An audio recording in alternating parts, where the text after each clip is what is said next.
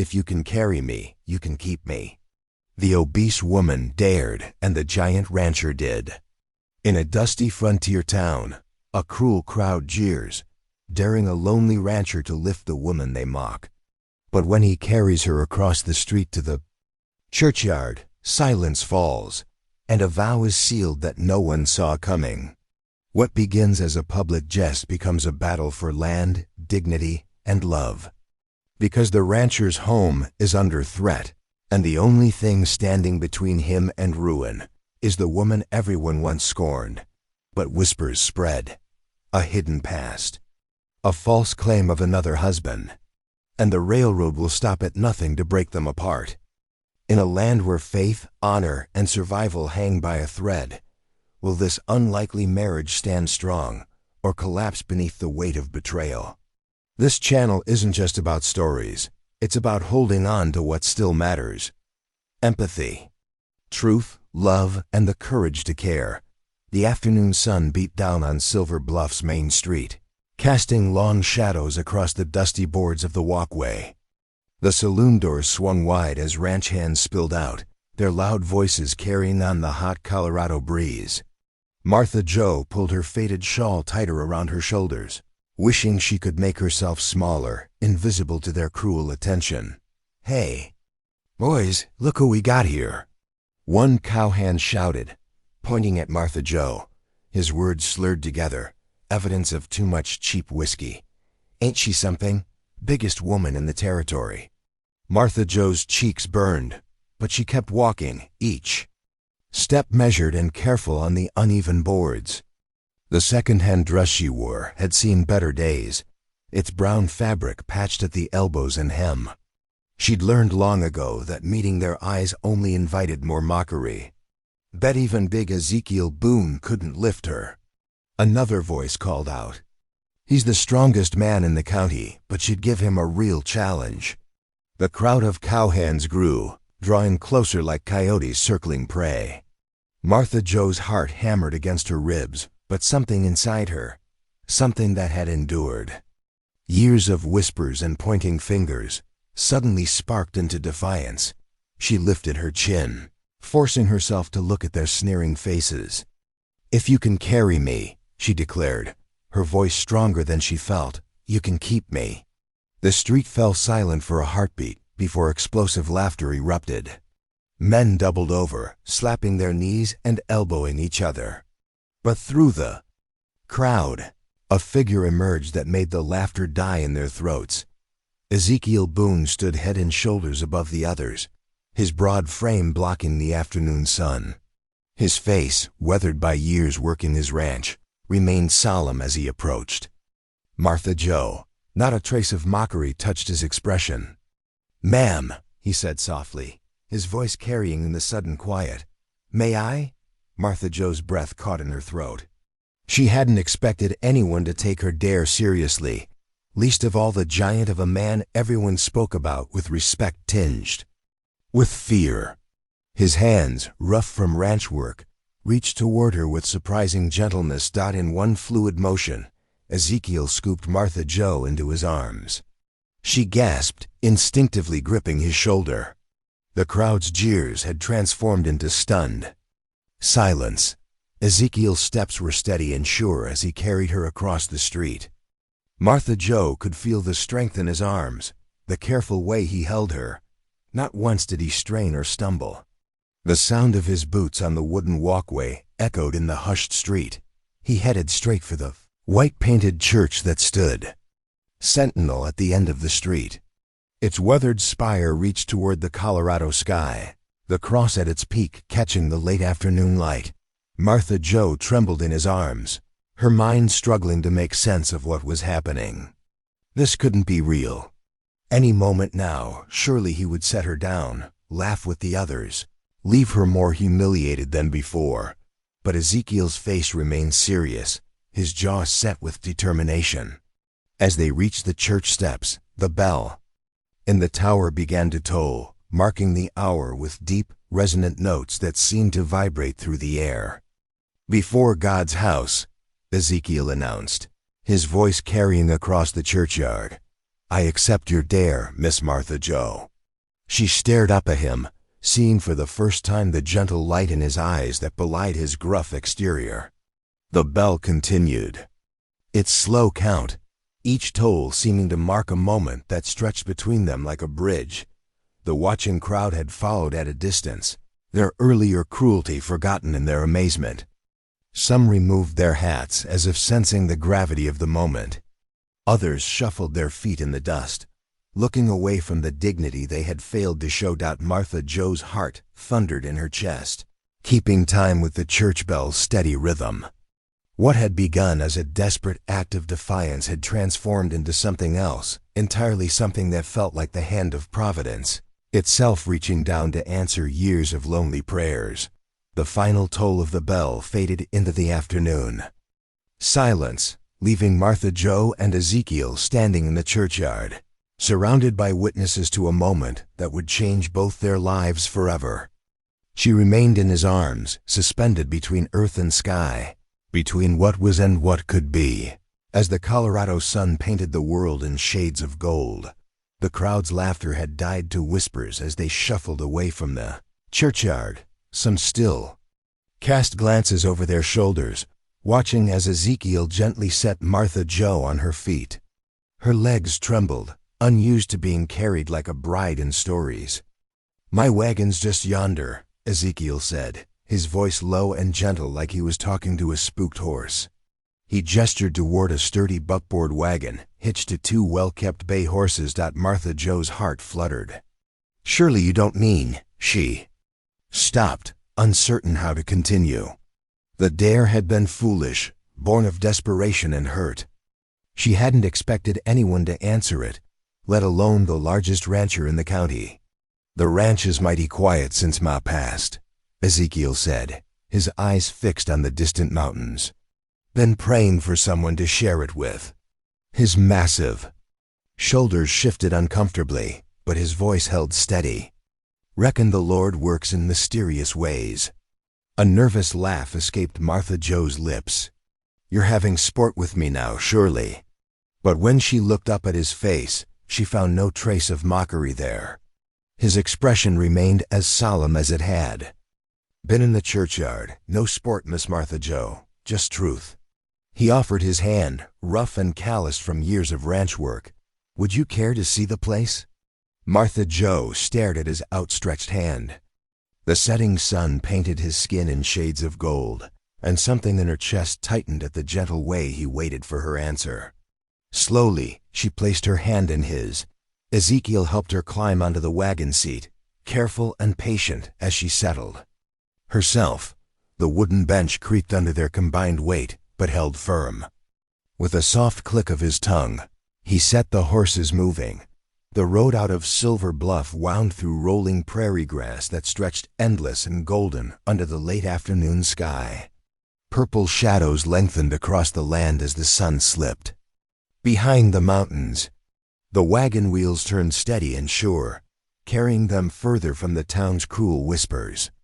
"It's beautiful," Martha Joe breathed, watching a pair of hawks circle overhead. The open space filled her lungs like fresh water after years of thirst. "Gets in your blood," Ezekiel agreed. "The land, I mean. Way it changes with the seasons but stays true to itself." He glanced at her, then quickly back to the road. "Some folks don't understand that kind of beauty."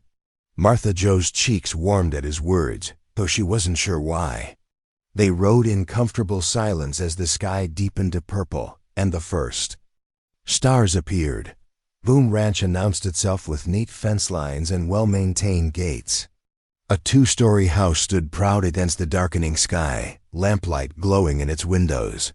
Several ranch hands looked up from their evening chores as the wagon approached. Ezekiel helped Martha Joe down, then led her toward the house.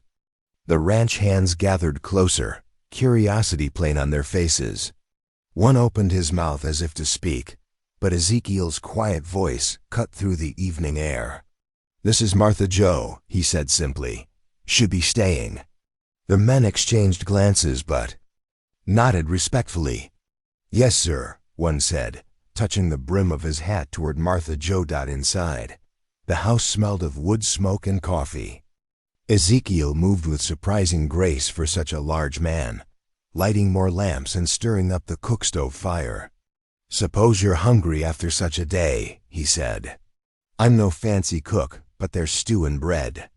The kitchen was neat and orderly, though Martha Joe could see a woman's touch had been missing since his mother's passing. They ate at a solid oak table, the stew simple but filling. Martha Joe found herself relaxing despite the strangeness of it all. After supper, Ezekiel showed her upstairs to a small but tidy guest room. "It was Ma's sewing room," he explained, lighting the lamp on the bedside table. "Made it proper for company after she passed, though we don't get much out here." "Martha!"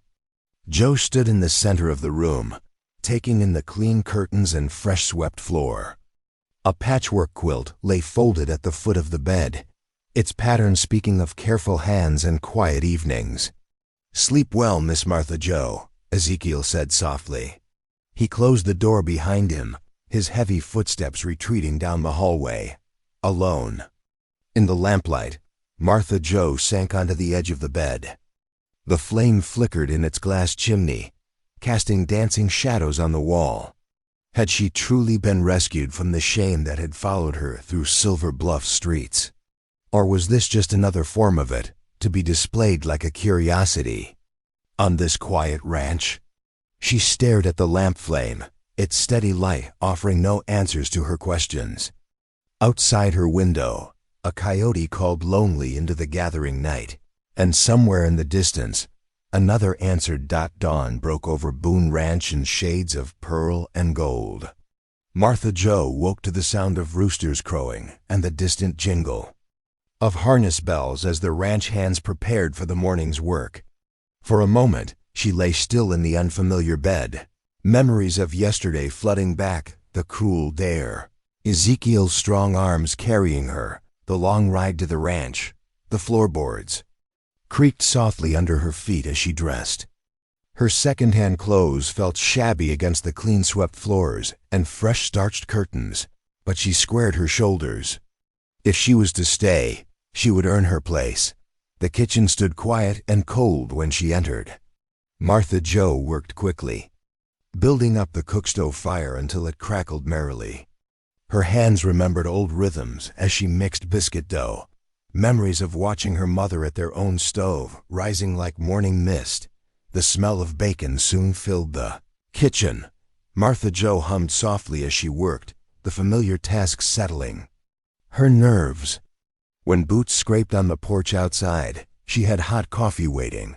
The ranch hands filed in, their skeptical glances turning to surprise at the sight of fresh biscuits and crisp bacon. Martha Joe served them with quiet dignity, meeting their eyes with a gentle smile. "These biscuits are something else, ma'am," one of the younger hands ventured, reaching for seconds. "Much obliged," Martha Joe replied, her cheeks warming at the simple praise. Ezekiel entered last, filling the doorway with his broad frame. His eyes widened at the transformed kitchen, taking in the neat plates and steaming coffee cups. Martha Joe held her breath as he took his first bite. "Tastes like Sunday." "Morning's long past," he said softly, and something in his voice made Martha Joe's face flush deeper than it had in years. She ducked her head, busying herself with the coffee pot to hide her pleasure at his words. After the morning meal, Martha Joe insisted on helping with the dishes despite Ezekiel's protests. "Idle hands make poor company," she said firmly, and he subsided with a slight smile. When the kitchen was set to rights, Ezekiel appeared leading 2 horses, his own tall bay, and a sturdy brown mare. "Thought you might like to see the spread," he offered, helping her mount with those same careful hands that had carried her. Yesterday. The morning air held the last breath of spring coolness as they rode out. Martha Joe found her seat quickly, memories of younger days on horseback returning. Ezekiel pointed out the boundaries of his land, the corrals where young colts nickered at their passing, the grazing cattle dotting the hillsides like copper pennies on green velvet. They paused at a clear stream that cut through the property like a silver ribbon. "Water's life out here," Ezekiel explained, his voice growing serious. Been in my family 3 generations now, these water rights. He studied the flowing current. Railroad men keep making offers. Say they need it for their steam engines. Offering good money, too. Martha Jo watched a pair of meadowlarks dart over the water. But you won't sell? Can't. Ezekiel shook his head. Land without water is just dust waiting to blow away. Ma always said God put us here to tend it proper, not sell it off piece by piece. They rode in companionable silence for a while, the horses' hooves making soft sounds in the spring grass. The sun climbed higher, warming the air and bringing out the scent of sage dot as they turned back toward the ranch house. Ezekiel cleared his throat. Church social tonight in town, he said, not quite meeting her eyes. Thought you might like to. Come along? Martha Jo's hands tightened on the reins.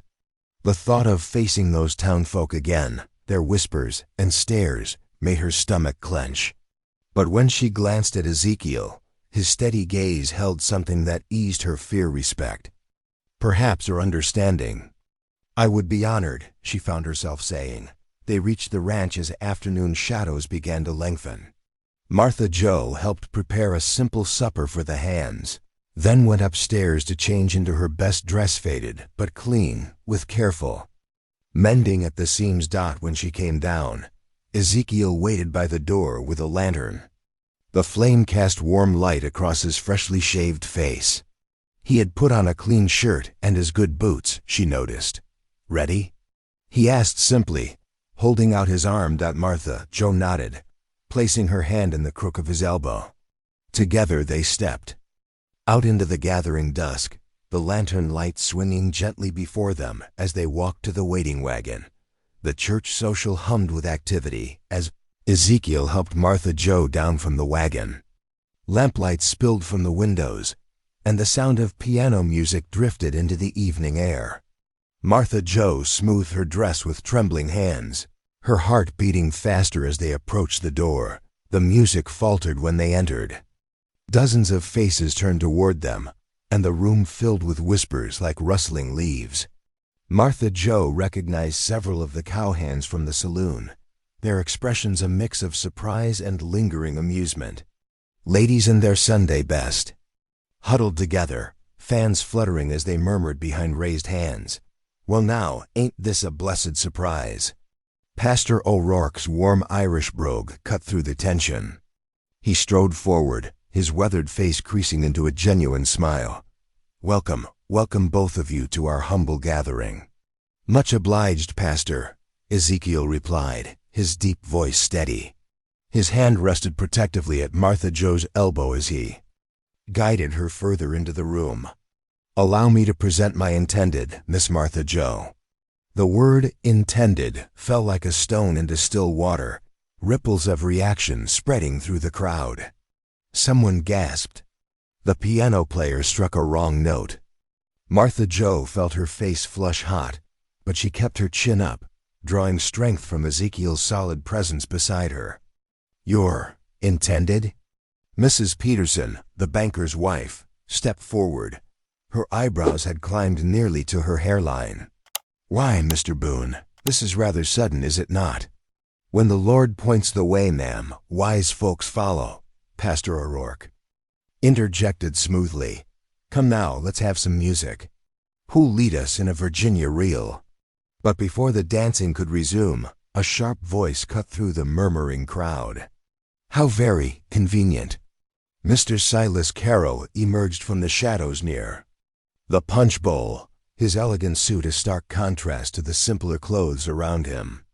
The railroad foreman's thin lips curved in what might have been a smile, but his eyes remained cold as he pulled several folded papers from his vest pocket. I couldn't help but overhear your announcement, Mr. Boone, Carroll continued, his voice carrying clearly through the now silent room.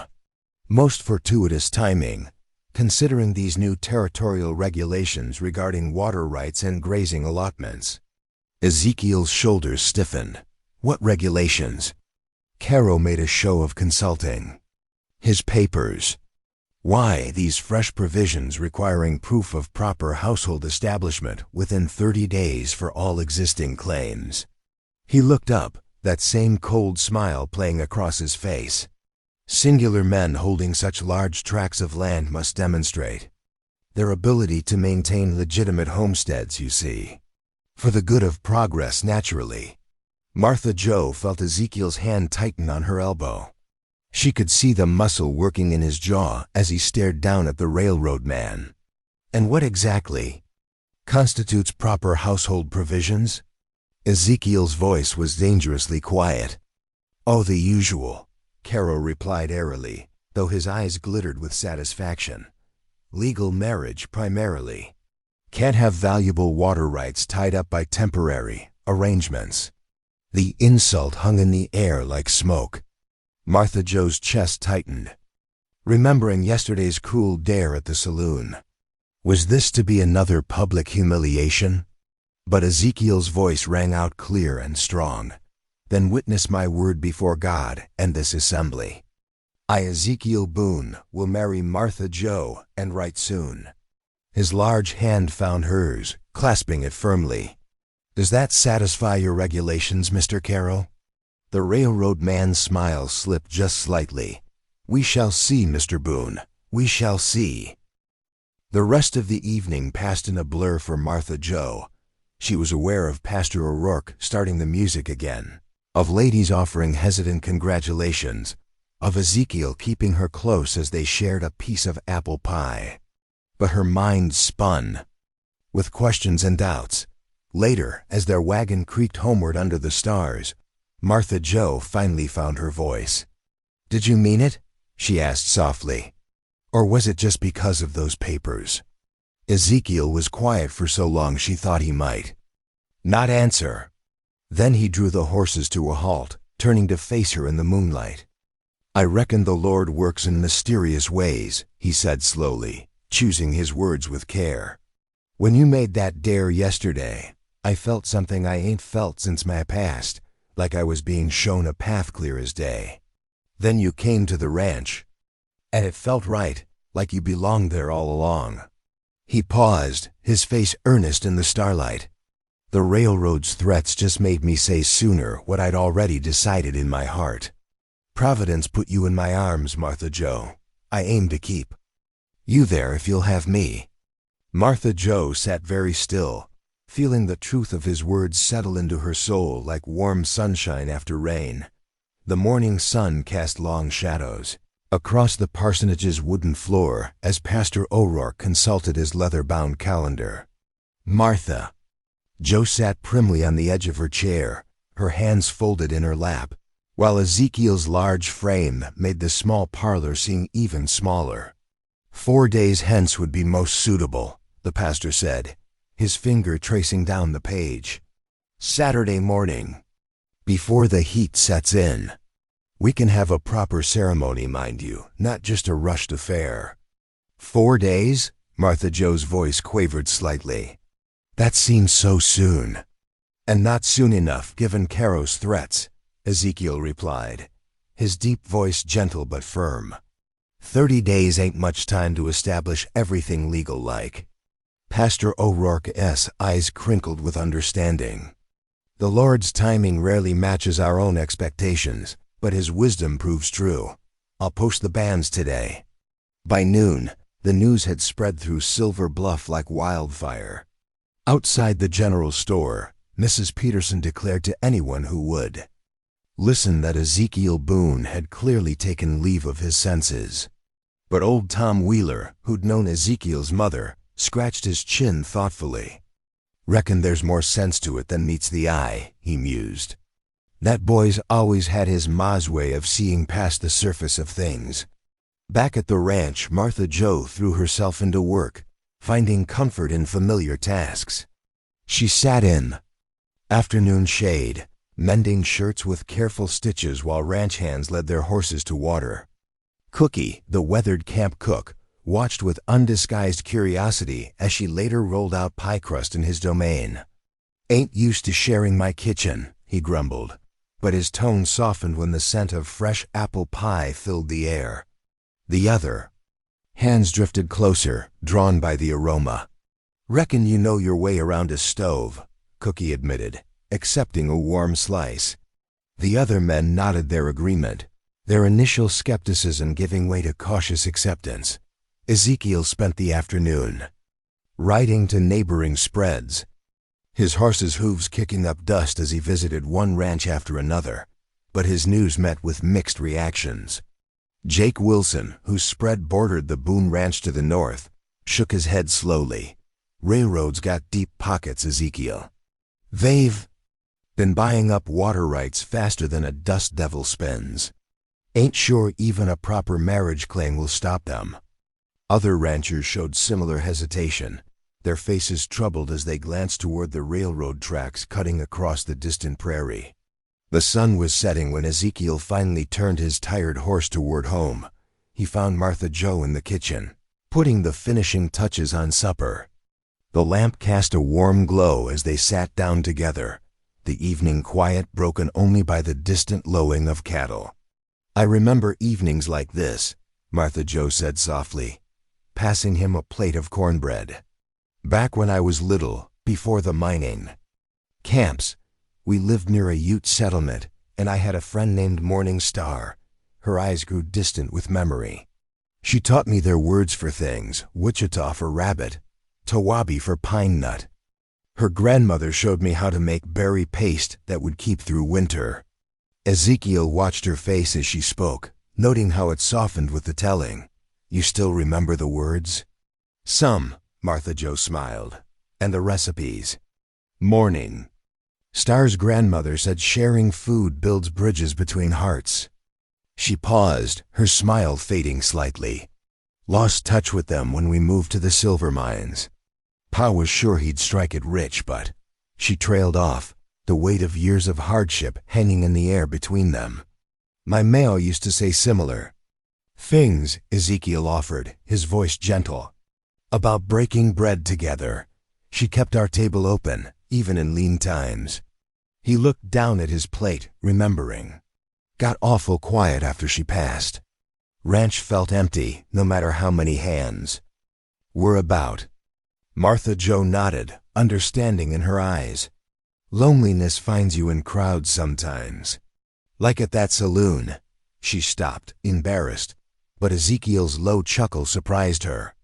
"Never thought I'd be grateful to a pack of rowdy cowhands," he said, his eyes crinkling at the corners. "Though I reckon the Lord works in mysterious ways." The unexpected humor caught Martha Jo off guard, and she found herself laughing too, a real laugh, warm and genuine. The sound filled the kitchen, softening the spaces between them, making the ranch house feel more like home than it had in years. The lamp flickered, casting dancing shadows on the wall as they continued their meal, the silence now comfortable rather than strained. Outside, a coyote called to the rising moon, and somewhere in the distance, an owl answered. The morning dawned clear and bright, the kind of autumn day that painted the Colorado mountains in shades of gold.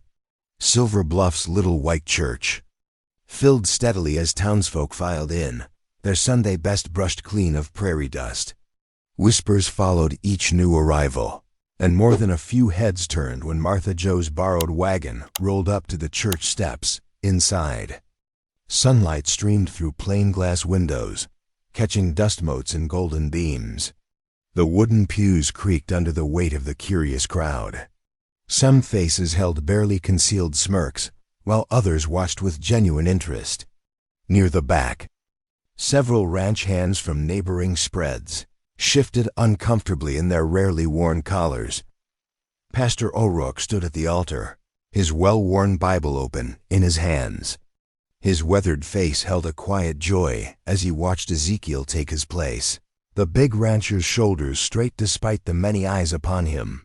The murmuring grew when Martha Jo appeared in the doorway, wearing a simple blue dress she had carefully altered. Her cheeks flushed pink at the attention, but she held her head high as she walked down the aisle. The floorboards creaked beneath her steps, but Ezekiel's steady gaze never wavered. When she reached his side, his large hand gently enclosed hers, and something in that gesture silenced even the most skeptical onlookers.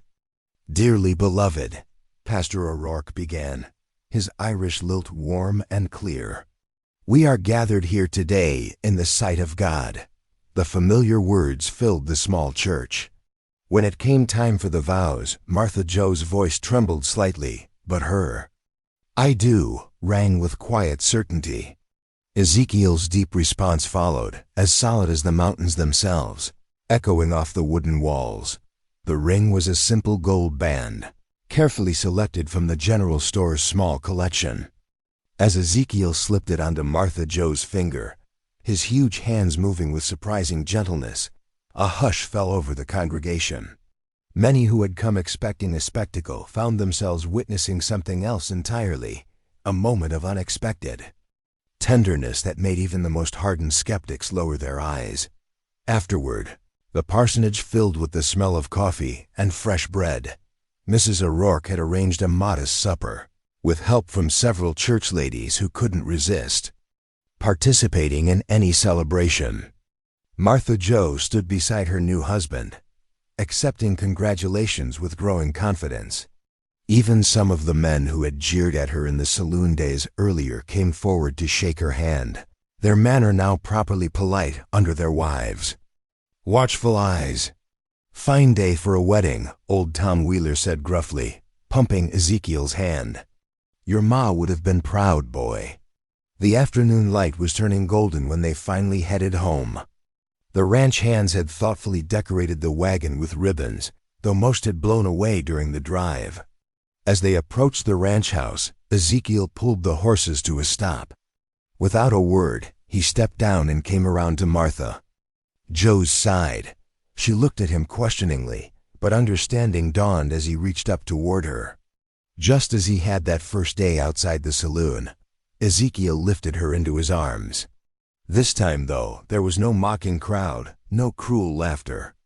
Just the witness of wind through prairie grass and the distant call of meadowlarks. "Welcome home, Mrs. Boone," he said softly, carrying her across the threshold. That evening, they sat before the hearth, the fire casting warm light across the room. The house felt different somehow, as if the very walls had been waiting for this moment.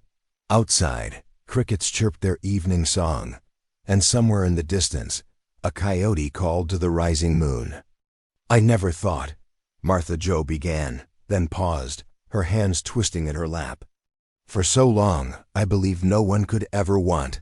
The Lord provides," Ezekiel said quietly, "even when we can't see the path ahead." "I feel wanted," she whispered, her voice barely audible above the crackling fire. "For the first time in so many years, I truly feel wanted." Ezekiel was silent for a long moment, watching the flames dance. When he spoke, his voice was rough with emotion. "I prayed, you know, every night since my past. Prayed for the grace of companionship, for someone to share this life with." He turned to look at her, his eyes reflecting the firelight. "Never thought the answer would come from a saloon dare, but the Lord does work in mysterious ways." "Martha!" Joe's hand found his, their fingers intertwining as they sat together, watching the fire burn low. The ring on her finger caught the light, gleaming like a promise kept. The autumn days settled into an easy rhythm at Boone Ranch, each sunrise bringing new purpose. Martha Joe rose before dawn, the kitchen becoming her domain as naturally as if she had always belonged there. The old cook stove that had stood cold now warmed the house with the scent of fresh bread and brewing coffee. Old Joe, the ranch cook, who had managed basic meals for years, found himself eagerly learning Martha Joe's secrets for perfect biscuits. His weathered face would break into a rare smile when she praised his progress. "The key is treating the dough gentle-like," she would say, demonstrating with flour-dusted hands, "just like handling a newborn foal." While Martha Joe transformed the kitchen, Ezekiel spent his mornings in the saddle. The sound of hoofbeats marked his departure each day as he rode out to check the precious water lines that fed their grazing lands. The cattle needed constant watching, especially with winter approaching. But now, instead of returning to a cold, empty house, he found himself quickening his horse's pace as supper time drew near. The bunkhouse, too, felt the touch of Martha Joe's care. She discovered a trunk of fabric scraps in the attic and set about piecing together quilts for the hands. The men watched in quiet amazement as patterns emerged beneath her fingers, stars and squares in faded blues and browns.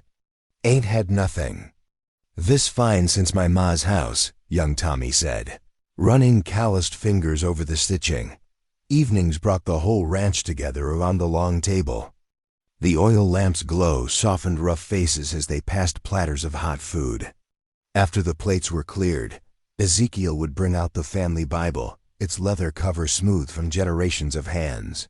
His deep voice filled the room with familiar verses while Martha Joe darned socks or worked on her quilting.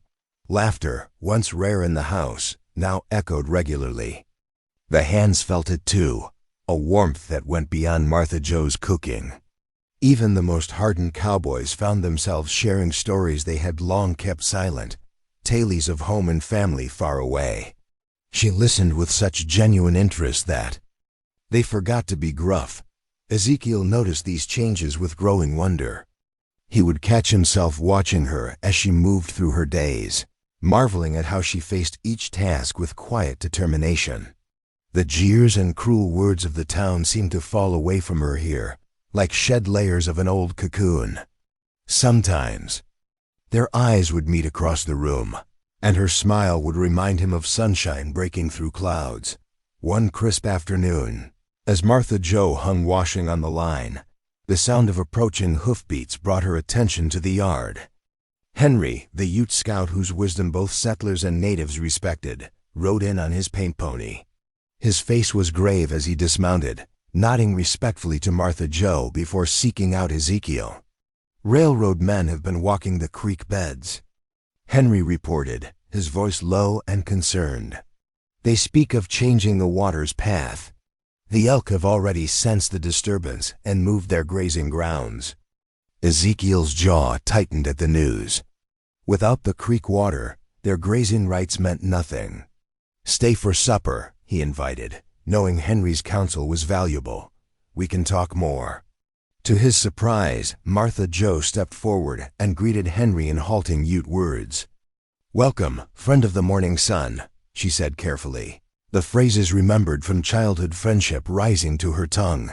Henry's eyes widened slightly, then crinkled with pleasure. He responded in his own language, and though Martha Joe understood only parts, his approval was clear in his gentle smile.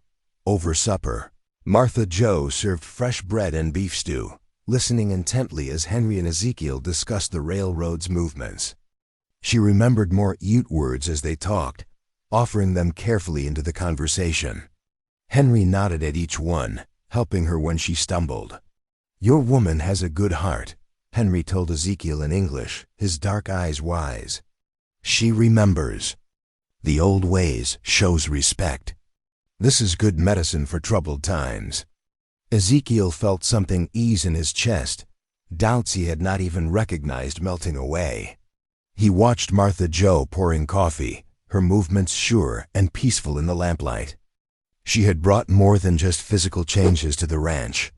She had brought heart back to this home, drawing people together like moths to a warm flame.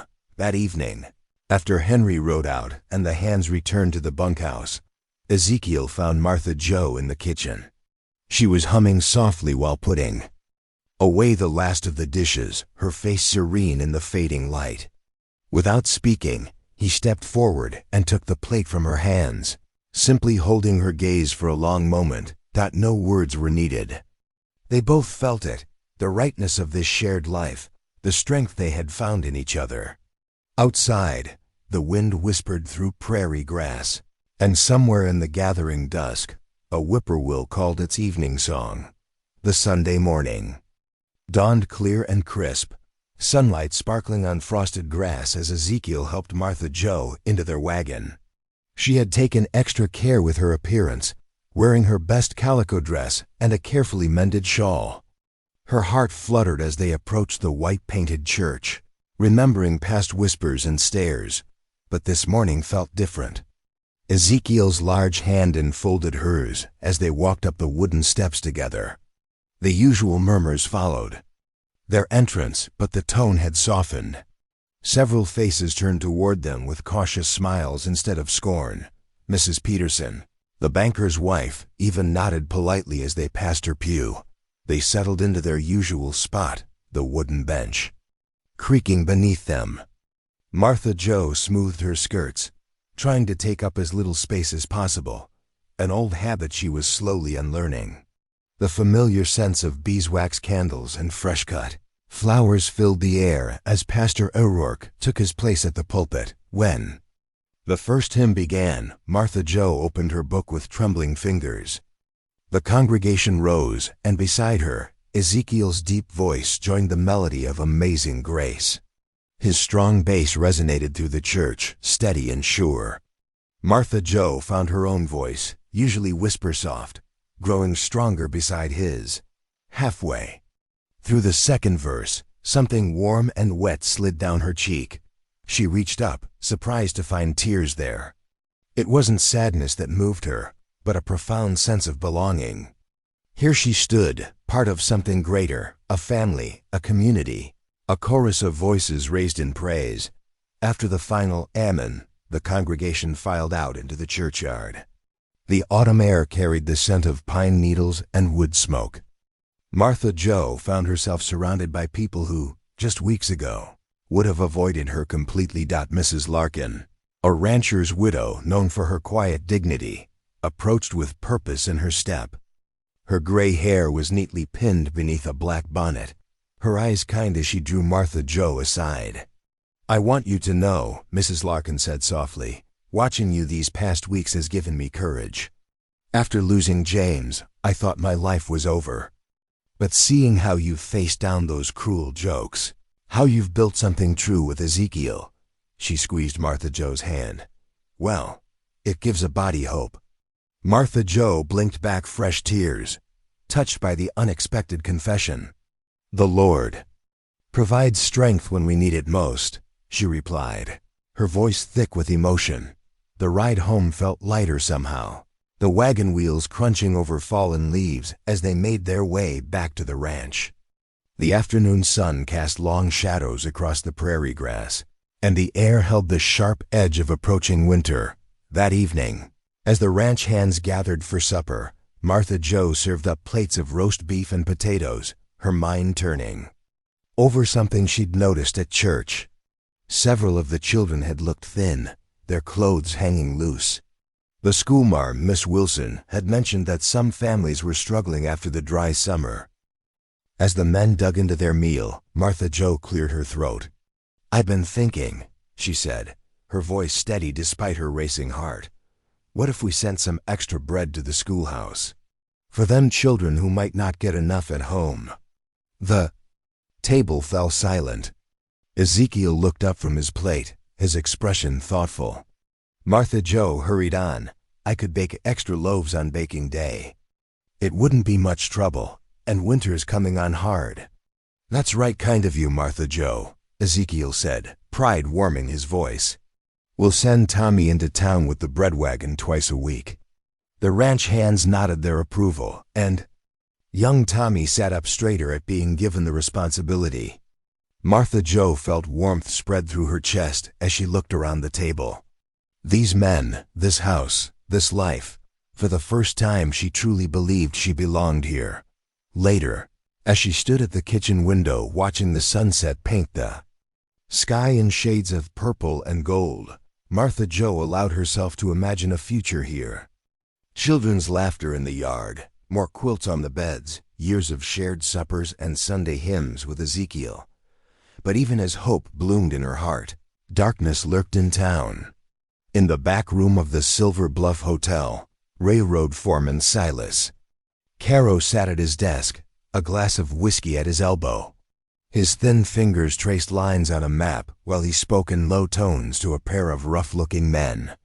"Start asking questions in the mining camps," he instructed, his smile sharp as a blade. "That widow boon came from somewhere. Nobody that size just appears out of nowhere. Find me something we can use. He pushed coins across the desk. Every woman has secrets. Find hers. The men nodded, pocketing the money. Outside, the wind picked up, rattling the hotel's sign and carrying away the sound of their plotting. The morning sun painted long shadows. Across the ranch kitchen went 3 men. Rode up, their horses' hooves crunching on the gravel. Martha Jo was at the stove, humming as she stirred a pot of beans, while Ezekiel sat reviewing cattle tallies at the worn oak table. The sharp rap at the door broke their peaceful routine. Ezekiel rose, his chair scraping against the wooden floor, and opened it to find railroad foreman Silas Carroll flanked by 2 men in city suits.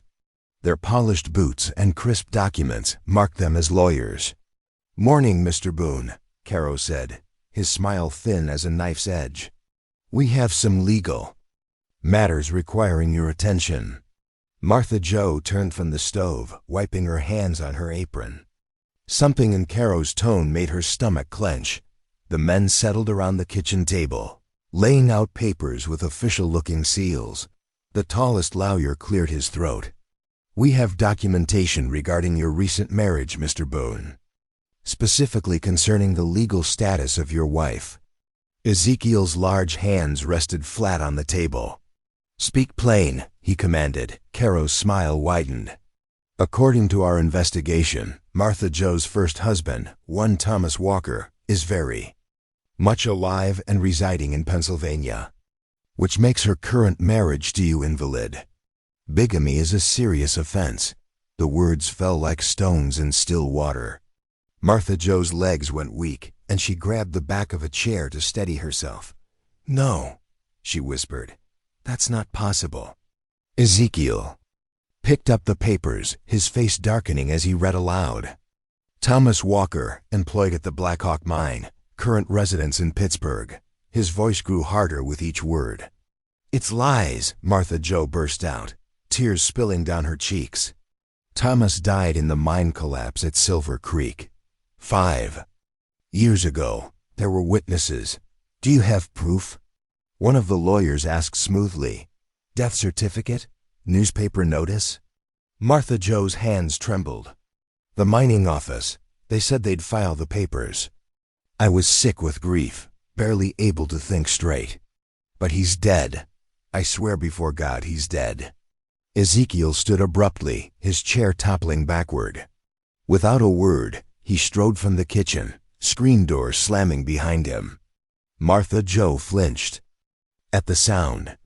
"We'll leave these for your review," Carroll said, gathering his hat. "The railroad has a vested interest in ensuring all land claims are legitimate." His meaning was clear. Their marriage had to be legal for the ranch's water rights to stand.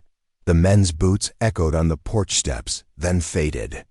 Martha Jo sank into a chair, her world spinning.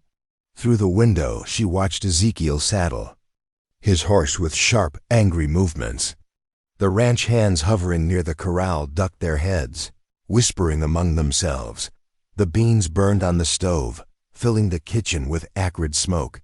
Martha Jo barely noticed.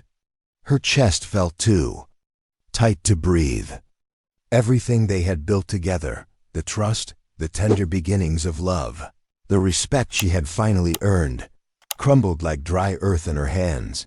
The afternoon crawled by in terrible silence. Martha Jo tried to continue her chores, but her hands shook too badly to manage the simplest tasks. The ranch hands avoided meeting her eyes when they came in for supper. Their usual easy conversation died beneath the weight of suspicion. As darkness fell, Martha Jo retreated to her room. She knelt beside the bed, clasping her hands in desperate prayer.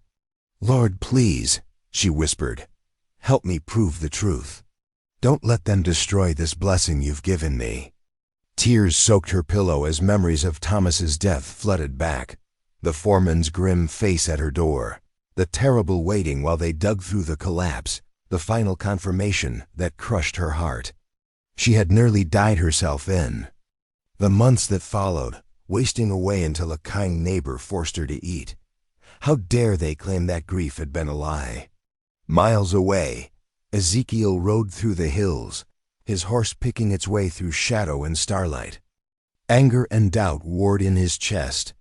He had trusted Martha Jo, had seen truth in her gentle ways and quiet strength. But the papers in his saddlebag seemed to mock that trust. The stars wheeled overhead as he wrestled with his thoughts. He had built his life on honesty, on keeping his word. If Martha Jo had lied, if their marriage was false, he would lose not only his wife, but possibly the ranch itself. The railroad would swoop in like vultures, using the scandal to invalidate his claims, yet something in his heart rebelled against believing the worst of her. He remembered her tears at their wedding, her tenderness with the ranch hands, her joy in making their house a home. Could all that have been false? The night wind carried no answers, only the lonely cry of a coyote. The ranch that had finally felt complete now teetered on the edge of ruin, as fragile as a house of cards in a prairie storm. That morning brought no peace to Boone Ranch. A heavy mist clung to the ground, matching the cold silence that had settled over the household. Martha Jo moved through her morning chores like a ghost, the weight of suspicion pressing down harder than any burden she had ever carried. Through the kitchen window, she watched 3 neighboring ranchers ride past without stopping, men who had shared coffee at this very table just days ago. They turned their faces away, spurring their horses faster. The railroad's whispers had spread like wildfire, and now even Ezekiel's oldest allies feared being tainted by association. At the water pump, Martha Jo overheard 2 ranch hands muttering about Caro's latest proclamation. The railroad meant to seize Boone Ranch's water allotments, claiming the marriage certificate's invalidity nullified all recent property agreements. Her hands trembled as she filled her bucket, spilling precious drops onto the dusty ground. Ezekiel's pain showed in the stiff set of his shoulders as he worked the corrals. When Martha Jo brought him coffee, his thank you came clipped and short. Yet his eyes held more anguish than anger when they met hers, making her heart ache all the more.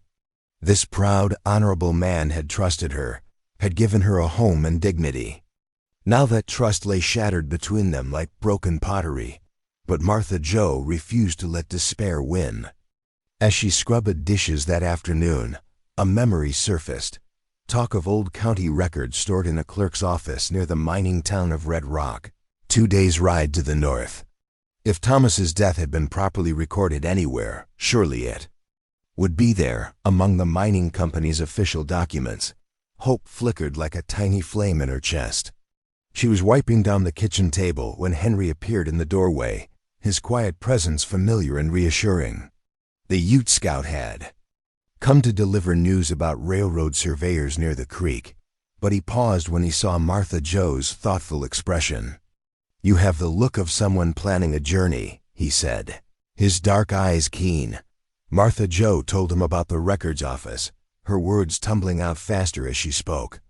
"If I could just find proof, any official paper showing Thomas's death, we could stop these terrible lies." Henry nodded slowly. "Red Rock is no easy ride. The trail crosses rough country, and there are those who prey on lone travelers." He studied her face. "But I know those paths well.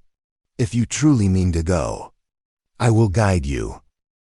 Tears of gratitude welled in Martha Jo's eyes. "I must try," she whispered, "for Ezekiel's sake, for the ranch, for truth itself." As sunset painted the sky in shades of amber, Martha Jo packed a small bag with trembling hands.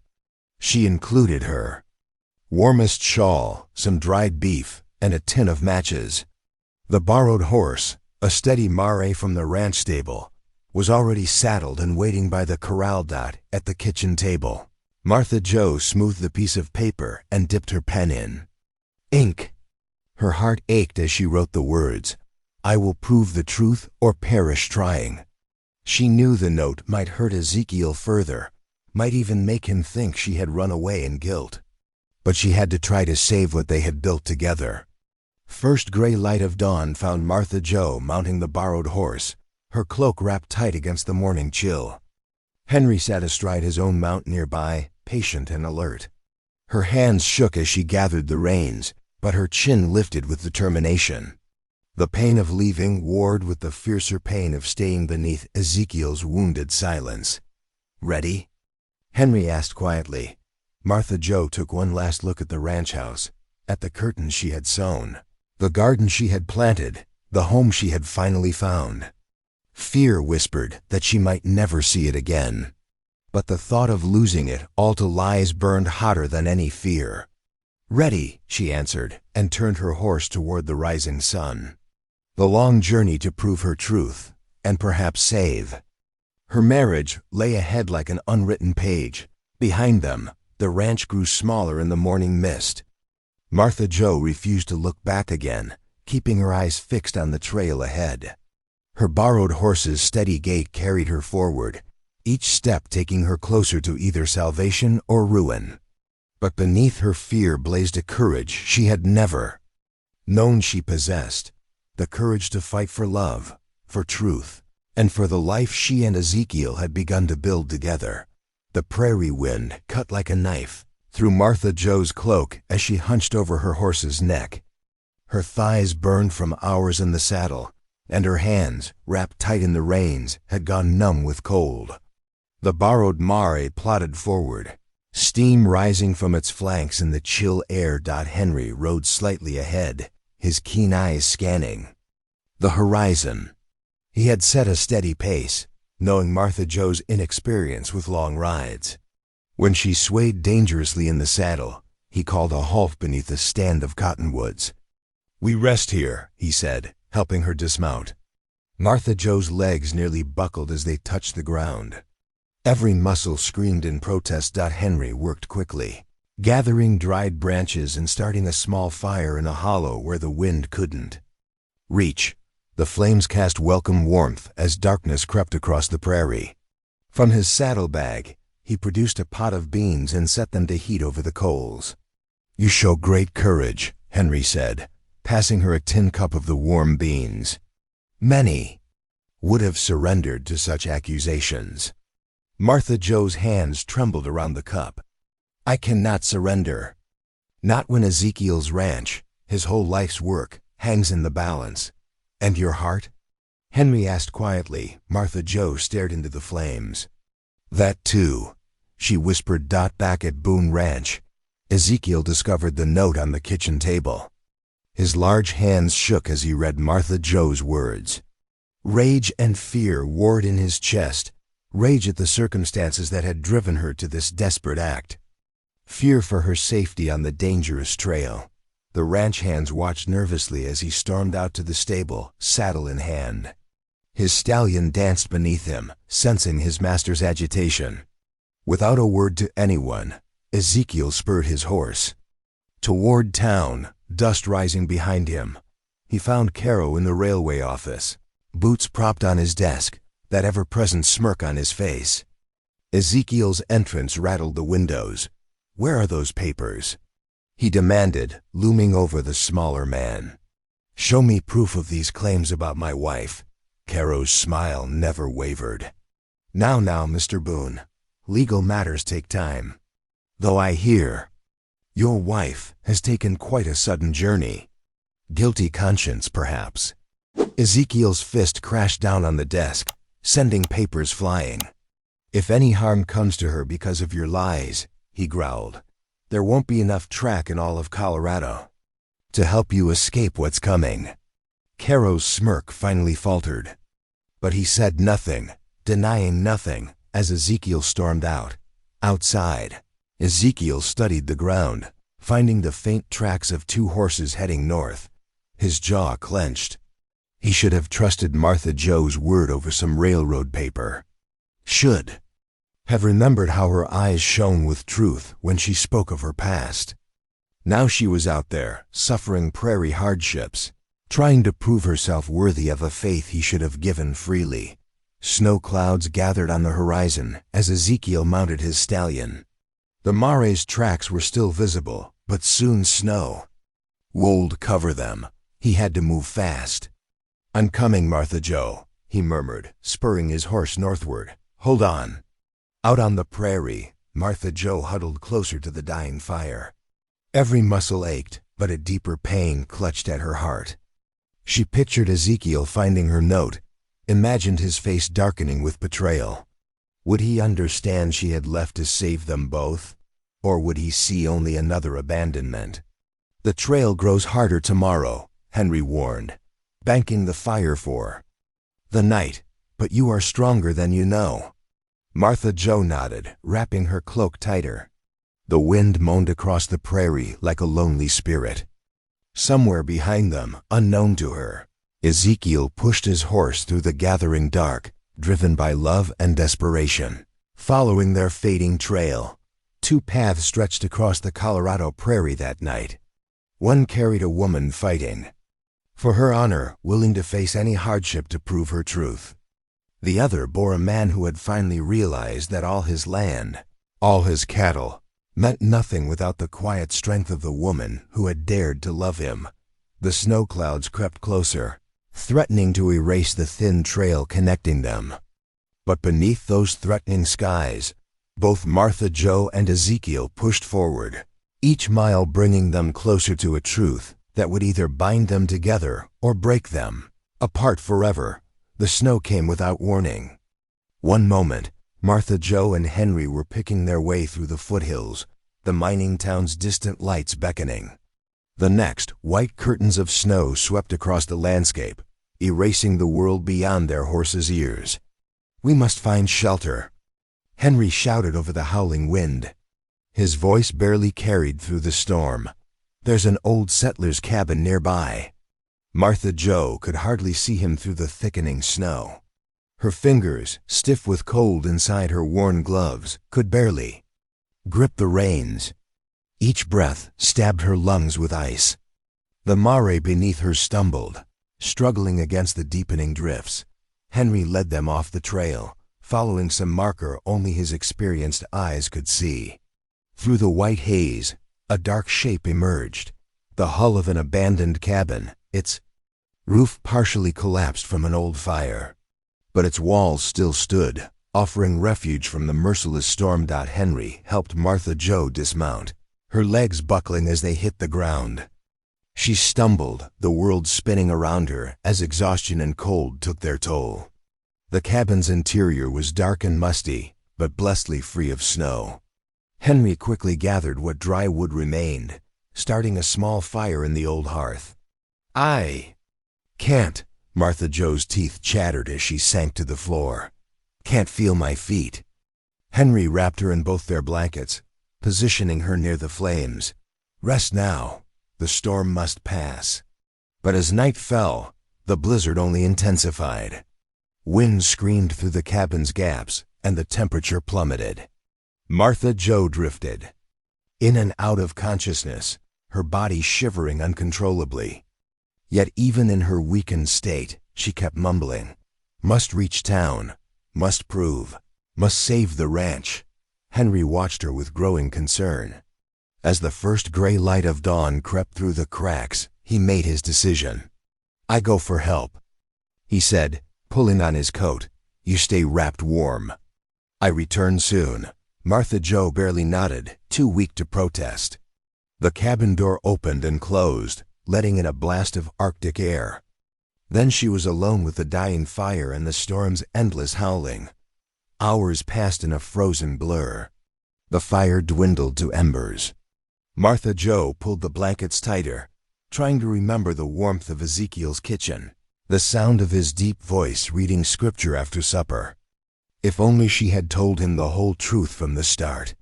If only. The cabin door burst open with a crash. Snow swirled in around a massive figure, familiar even through her fading vision. Ezekiel stood in the doorway, his coat crusted with ice, his face wild with fear and relief. "Martha Jo!" His voice broke as he rushed to her side. His strong hands cradled her face, rough thumbs brushing her cold cheeks.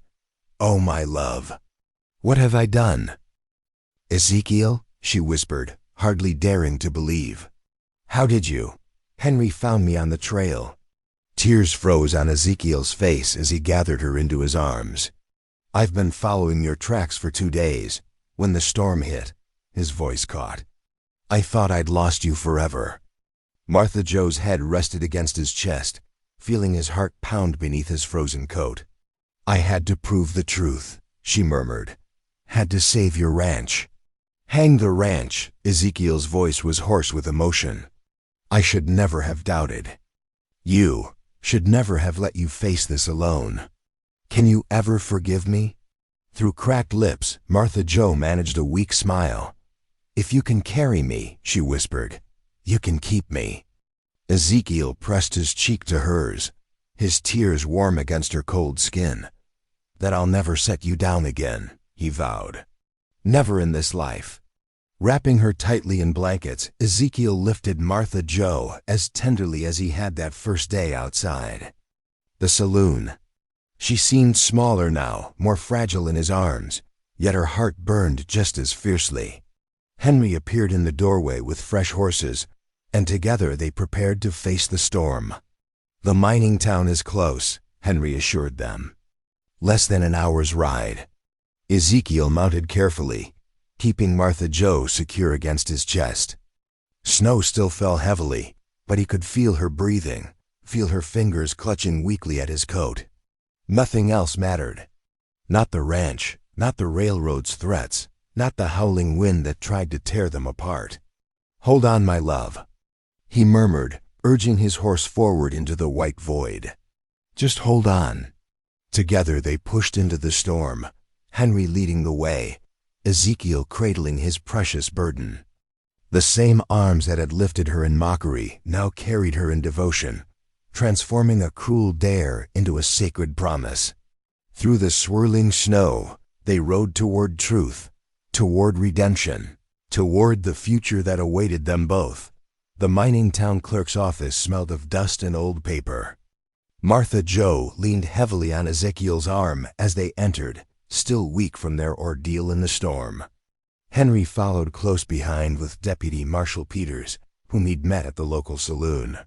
Records from 5 years back would be in the basement. "Vault," the deputy said, lighting a lantern. Mining accidents were kept separate on account of the inquests.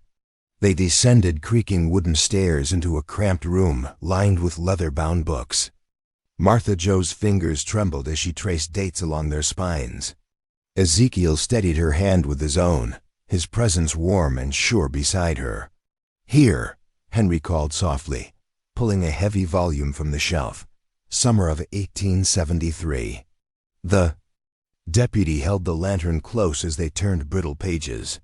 Martha Joe's breath caught when she found it, the official record of the Cave Creek mine collapse. There, in faded ink, was her first husband's name among the dead, the coroner's signature. Below, "The truth," she whispered, touching the page. "Just as I said." The clerk provided certified copies, his seal making them official. Armed with proof, they rode hard for Silver Bluff, arriving as the courthouse bell tolled noon. Inside, the railroads. Case against them was already being heard. Caro stood at the front, his smooth words spinning doubt, until Ezekiel strode down the aisle, Martha Joe at his side. The packed courtroom fell silent as they presented the documents. Judge Wilson examined them carefully, his weathered face growing stern. "These records are clear," he announced.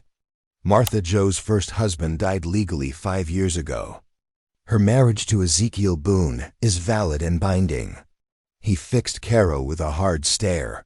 "The railroad's claims are dismissed." The courthouse erupted in cheers. Martha Joe sagged against Ezekiel in relief as their neighbors surrounded them with "Congratulations." Across the room, Caro's face darkened with fury, but his protests were lost in the joyful commotion. The Boone Ranch house glowed like a warm beacon against the darkening sky. Lanterns lined the porch posts, their light dancing across fresh snow. Inside, the long table groaned under the weight of Martha Joe's finest cooking, steaming platters of roasted beef, golden potatoes, and her famous biscuits that reminded Ezekiel of Sunday mornings long past. Ranch hands filed in, scrubbed clean and wearing their best shirts. Neighbors who had stood by them through the ordeal brought side dishes and desert pies. Pastor O'Rourke arrived with his worn Bible tucked under his arm, and the schoolmarm, Miss Winters, carried a basket of fresh-baked rolls. Henry sat at Ezekiel's right hand, a position of honor that spoke volumes to all present. His quiet dignity and steadfast friendship had helped save not just Martha Joe's reputation, but the ranch itself. Martha Joe had insisted on this seating arrangement, remembering how he had guided her through the bitter cold toward truth. The kitchen bustled as Martha Joe moved between stove and table, her cheeks flushed from cooking and happiness. Her second-hand dress, now adorned with a fresh collar she'd sewn herself, swished as she carried out the last of the serving bowls. Every time she passed Ezekiel, his eyes followed her with a tenderness that made the ranch hands exchange knowing smiles. When all were seated, Pastor O'Rourke raised his hands for grace. "Lord," he intoned, "we thank you for truth revealed, for justice done, and for bringing this family together in your perfect time." After the prayer, Ezekiel rose to his feet, his massive frame casting a shadow in the lamplight. He lifted his tin cup, and the room fell silent. "I want to make a toast," he said, his deep voice thick with emotion. "To my wife, the woman who turned a cruel dare into the finest blessing God ever gave me." Martha Joe's eyes shimmered with tears as she looked up at him. "If you can carry me," she whispered, just as she had that first day, "you can keep me." Ezekiel's response rang out clear and strong for all to hear, "And I'll never set you down." The room erupted in cheers and applause. Even the most hardened cowboys dabbed at their eyes, pretending dust had gotten in them. Outside, snow fell in soft, lazy flakes, but inside the Boone Ranch house, warmth and love filled every corner. The long table, surrounded by friends and family, glowed with more than just lamplight. It shone with the light of belonging, of dignity restored, of hope made real on the wild frontier. If today's story echoed in your heart, I hope you'll stay, subscribe, and I'll be here again tomorrow with another quiet story full of the kind of love that lasts.